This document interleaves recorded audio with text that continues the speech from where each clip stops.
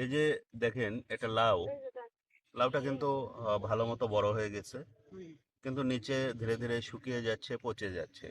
ঠিক একই রকম ভাবে দেখেন পাশে এই যে এই লাউটাও অনেক সুন্দর, কিন্তু সমস্যাটা হচ্ছে এখান থেকে শুকিয়ে যাচ্ছে।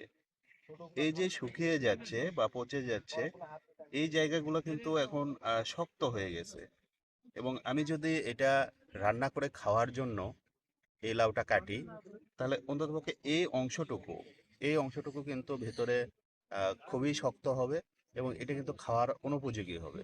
আরেকটা বিষয় লক্ষণীয়, এই লাউটা আরেকটু বড় হওয়ার কথা ছিল, কিন্তু এই যে রোগের আক্রমণ হয়েছে, এই রোগের আক্রমণের কারণে কিন্তু লাউটা আর বড় হতে পারছে না। তো এইরকম যদি হয়, এই লাউ কিন্তু আপনার বাজারে কোনো সাধারণ জনগণ এটা কিনতেও চাবে না।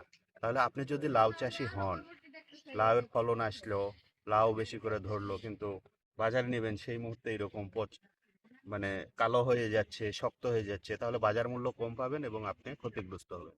এইটা হচ্ছে এক ধরনের রোগ। এটা ছত্রাকজনিত রোগ।